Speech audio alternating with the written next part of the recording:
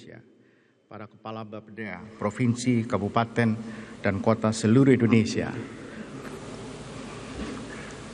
Yang saya hormati Kepala Presiden Republik Indonesia dan Jaksa Agung Republik Indonesia, serta hadirin yang kami muliakan. Assalamualaikum warahmatullahi wabarakatuh. Selamat siang dan salam sejahtera bagi kita semua. Om Swastiastu, Shalom, Namo Buddhaya, salam kebajikan. Marilah kita naikkan rasa syukur kita kehadirat Allah Subhanahu wa Ta'ala, Tuhan yang Maha Kuasa, yang telah melimpahkan rahmat, barakah dan kesempatan kepada kita semua sehingga kita bisa dapat hadir pada acara Musrenbang NAS pada hari ini. Tadi saya melaporkan kepada Bapak Presiden bahwa ini adalah Musrenbang NAS semasa pemerintahan beliau yang terbesar dihadiri oleh 1.000 orang lebih. Seluruh sekda, bupati, wali kota, gubernur. Hadirin yang saya hormati, dalam satu dekade terakhir ini Indonesia telah mencapai kemajuan yang signifikan di berbagai bidang pembangunan di tengah dinamika global domestik akibat geopolitik, ekonomi, dan COVID-19.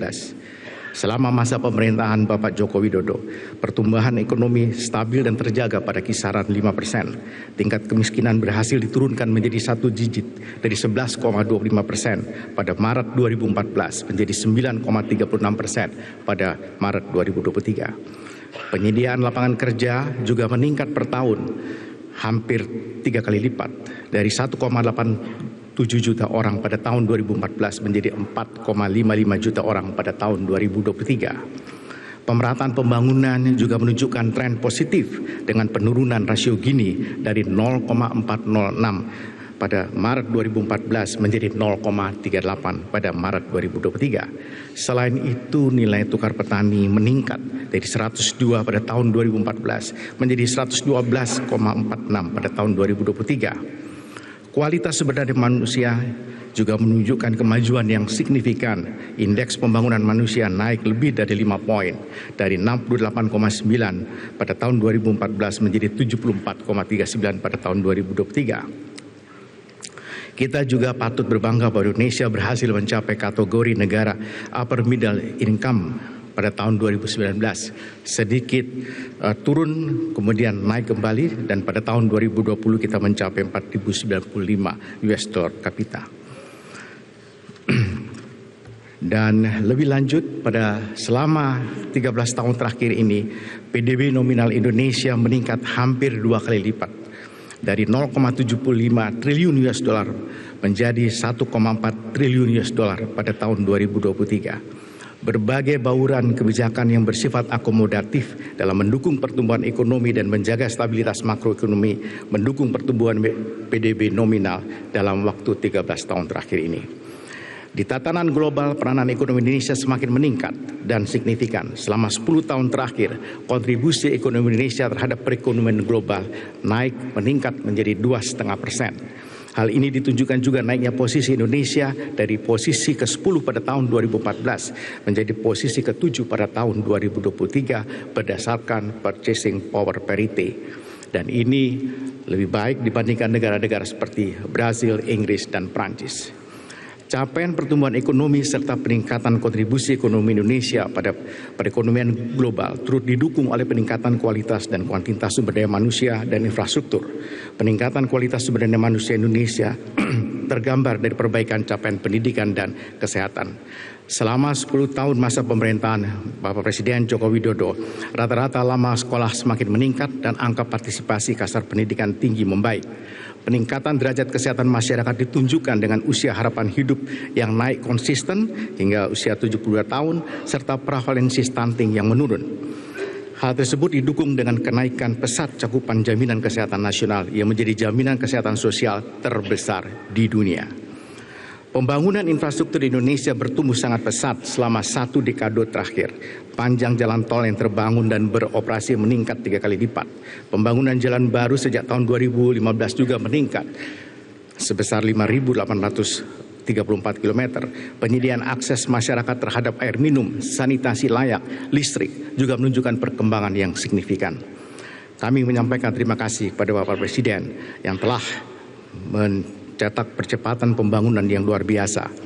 Dan sebagian besar juga ditetapkan sejumlah instruksi Presiden atau impres pada sektor jalan, sanitasi, dan sebagainya.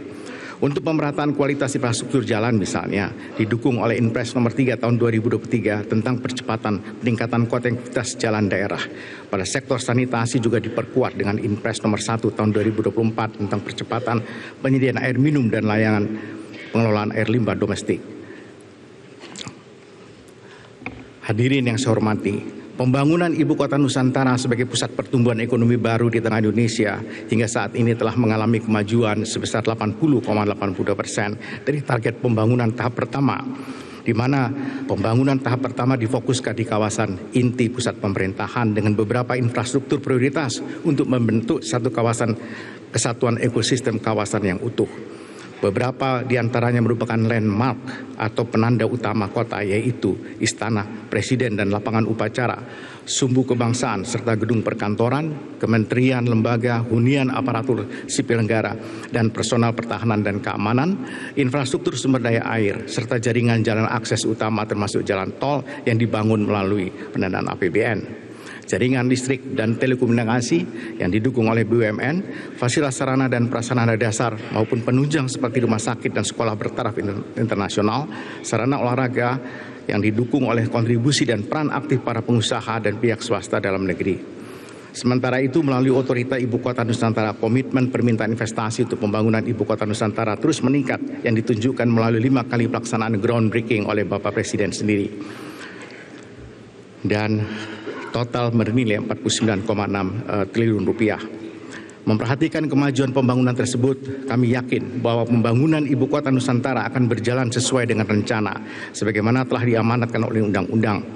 Kementerian Bappenas mengawal keberlanjutan perencanaan dan pembangunan Ibu Kota Nusantara, serta mendorong pengembangan daerah mitra di sekitar sebagai bagian dari prioritas pembangunan nasional yang tertuang dalam dokumen perencanaan jangka panjang untuk menjadi pedoman bagi pemerintahan berikutnya.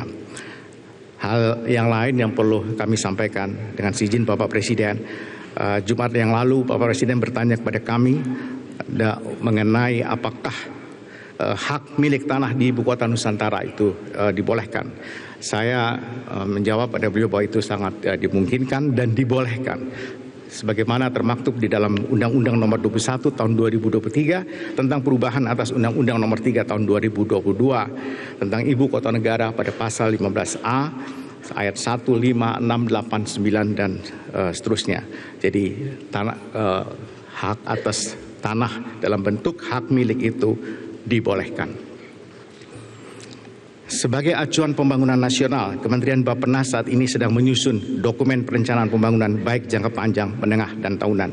Untuk menjamin keberlanjutan pembangunan, rencana kerja pemerintah tahun 2025 mengusung tema akselerasi pertumbuhan ekonomi yang inklusif dan berkelanjutan sebagaimana arahan Bapak Presiden.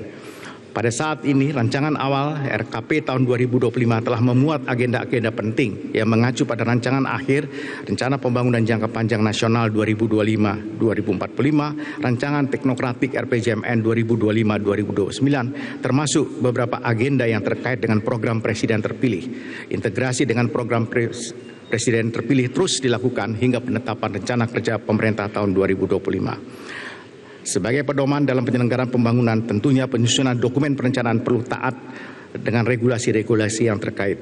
Bappenas bersama dengan seluruh stakeholder pembangunan selalu disiplin dalam proses yang telah ditentukan. Salah satu implementasinya adalah Musyawarah Rencana Pembangunan Nasional. Musyawarah atau Musrenbangnas ini ditujukan untuk mengkonsolidasikan berbagai usulan yang diperoleh dari forum-forum sebelumnya melalui desk yang diselenggarakan sejak 28 April yang lalu. Dan dalam seremoni hari ini kami mohon perkenan Bapak Presiden untuk menyerahkan penghargaan pembangunan daerah. Penghargaan ini diharapkan dapat memberi motivasi dan apresiasi pada pemerintah daerah yang telah bekerja dalam pembangunan daerah. Selanjutnya kami mohon perkenan Bapak Presiden untuk memberikan arahan lebih lanjut. Demikian yang dapat saya sampaikan. Assalamualaikum warahmatullahi wabarakatuh. Om Santi Santi Om.